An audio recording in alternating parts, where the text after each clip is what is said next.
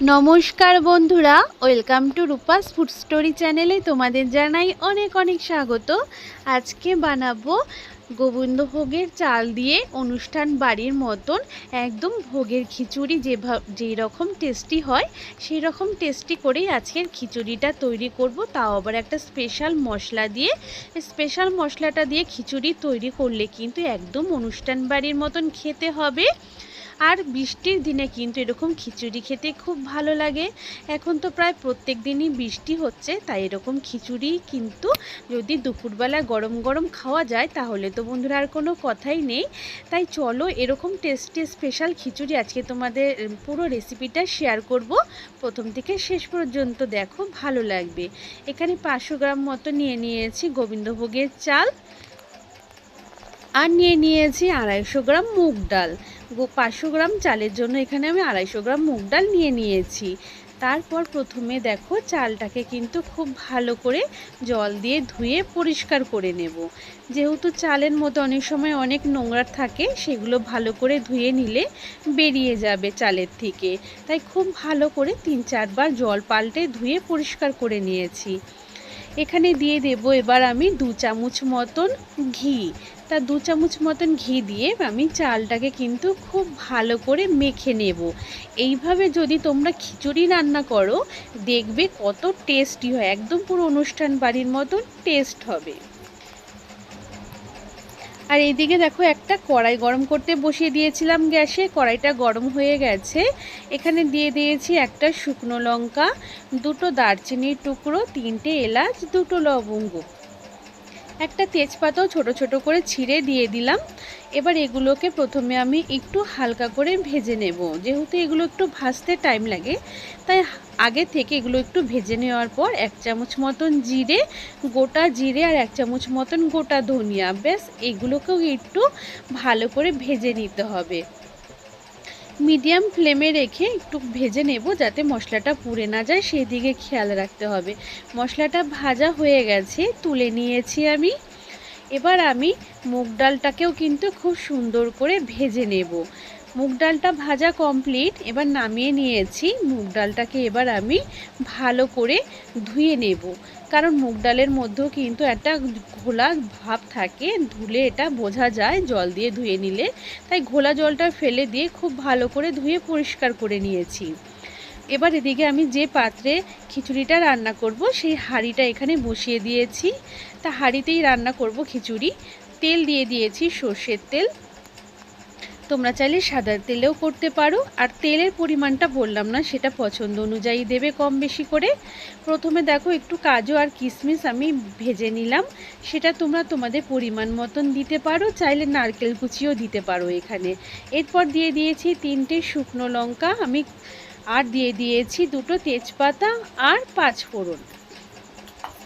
এই মশলাগুলোকে আমি প্রথমে একটু ভেজে নেব, তবে এই সময় গ্যাসের ফ্লেমটা কিন্তু একদম লোতে রেখে দিতে হবে, তা নাহলে কিন্তু যে 5 ফোড়নটা সেটা যদি পুড়ে যায় তাহলে কিন্তু খিচুড়ির সেন্ট নষ্ট হয়ে যাবে। এরপর দিয়ে দিয়েছি আমি 3 চামচ মতন আদা বাটা। যেহেতু খিচুড়িতে কিন্তু আদা বাটার পরিমাণটা একটু বেশি লাগে। আর দিয়ে দিয়েছি এখানে কাঁচা পাকা লঙ্কা ছিল, সেটা আমি বেটে দিয়ে দিয়েছি। এখানে ঝালটা পছন্দ অনুযায়ী তোমরা দিয়ে দেবে কম বেশি করে। আমি এখানে 2 চামচ ভর্তি প্রায় এরকমই অনুপাতে আমি এখানে লঙ্কা বাটাটাও দিয়ে দিয়েছি। এবার সমস্ত মশলাটাকে 3-4 মিনিট নেড়ে চেড়ে খুব সুন্দর করে কিন্তু কষিয়ে নিতে হবে, যাতে আদা কাঁচা লঙ্কাটার যেটা কাঁচা গন্ধ থাকে সেই গন্ধটা যাতে দূর হয়ে যায়। এবং মশলাটা কষানো হলে খিচুড়িটাও কিন্তু খেতে খুব ভালো লাগবে। তাই 3-4 মিনিট কিন্তু অনবরত নাড়াচাড়া করে মশলাটাকে খুব সুন্দর করে একটু ভেজে নেব।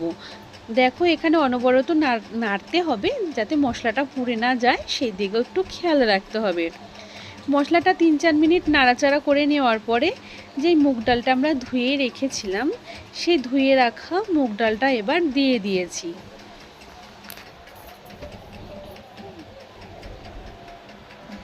মুগ ডালটা দেওয়ার পরে এবার সমস্ত মশলার সাথে খুব ভালো করে কিন্তু মুগ ডালটাকে নেড়ে চেড়ে আমি এখানে হাই হিটেই রেখেছি। আবারও 3-4 মিনিট আমি মুগ ডালটাকে ভেজে নেব। আদার সাথে আর কাঁচা লঙ্কা বাটার সাথে মুগ ডালটাকে কিন্তু একটু ভাজতে হবে। একটু ভেজে নিলে কি হবে, খিচুড়িটাও কিন্তু খেতে অনেকটাই টেস্টি হবে।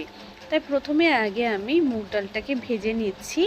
অনুষ্ঠান বাড়িতেও কিন্তু বন্ধুরা এইভাবেই রান্না করে, তার জন্যই কিন্তু এতটা টেস্টি হয় খেতে। আর এখানে দিয়ে দিলাম একটু জিরের গুঁড়ো, আর একটু দিয়ে দিচ্ছি কাশ্মীরি লাল লঙ্কার গুঁড়ো। তোমরা চাইলে রেড চিলি পাউডারটাও ব্যবহার করতে পারো।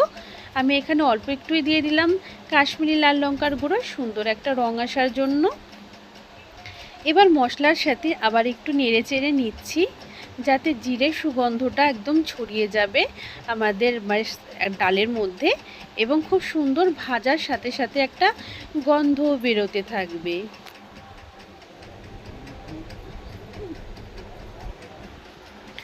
দেখো ডালটাকে খুব সুন্দর কিন্তু ভেজে নিয়েছি মশলার সাথে।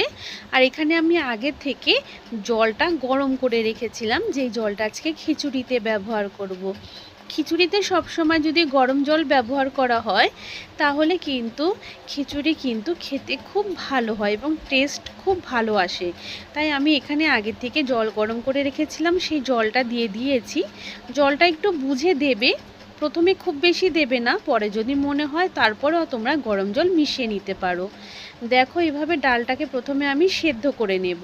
যেহেতু গোবিন্দভোগের চাল কিন্তু তাড়াতাড়ি ফুটে যায়, তবে ডালটা যদি না মেশে খিচুড়ির সাথে, খিচুড়ির আসল টেস্ট কিন্তু আসবে না। তা ডালটা যখন দেখবে একদম 50% সেদ্ধ হয়ে গেছে, মানে ডালটা ফেটে ফেটে গেছে, তখন বুঝতে হবে ডালটা প্রায় সেদ্ধ হয়ে গেছে। এই রকম অবস্থায় আমরা গোবিন্দভোগের চালটা দিয়ে দেব। তাহলে কি হবে, ডালটাও খুব সুন্দর আমাদের খিচুড়ির সাথে মিশে যাবে, আর খেতে কিন্তু দারুণ টেস্টি হবে। তারপর চালটা দেওয়ার পরেও কিন্তু খুব সুন্দর করে আমাদের নেড়ে চেড়ে নিতে হবে, যাতে চালটা দলা না পেকে যায়। দেখো চালটাও কিন্তু খুব সুন্দর সেদ্ধ হয়ে গেছে। এবার এখানে আমি পরিমাণ মতন লবণ আর হলুদ কিন্তু বন্ধুরা তোমরা কোনো সময় ডাইরেক্ট দেবে না খিচুড়ির মধ্যে। ডাইরেক্ট যদি আমরা হলুদটা খিচুড়ির মধ্যে দেই তাহলে কিন্তু দলা পেকে যায় খিচুড়ির মধ্যে, ভালো করে মেশে না হলুদ, এর জন্য একটু জলে গুলে দেবে, এতে কিন্তু খুব সুন্দর মিশে যাবে হলুদ। তারপর দেখো ভেজে রাখা কাজু কিশমিশ দিয়ে দিয়েছি, দিয়ে দিলাম একটু চিনি, যেহেতু নিরামিষ খিচুড়ি অবশ্যই চিনি দিতে হবে, চিনি না দিলে কিন্তু খিচুড়ির স্বাদ কিছুতেই ভালো হবে না। এরপর সমস্ত কিছুকে খুব ভালো করে নেড়ে চেড়ে নিয়েছি। আর দেখো খিচুড়ি চালটাও কিন্তু বেশ গোটা গোটা আছে, তবে চালটা যদি একদম একদম মানে গলে যায় তাহলে কিন্তু ভালো লাগবে না খেতে, যাতে চালটা একটু গোটা গোটা থাকে সেই দিকে খেয়াল রাখতে হবে। এর জন্য জলের পরিমাণটা বুঝে দিতে হবে, প্রথমে বেশি দেবে না, লাগলে পরে একটু দেবে। তারপর যে ভাজা মশলাটা তৈরি করেছিলাম সেটা আমি গুঁড়ো করে নিয়েছি শিলপাটাতে।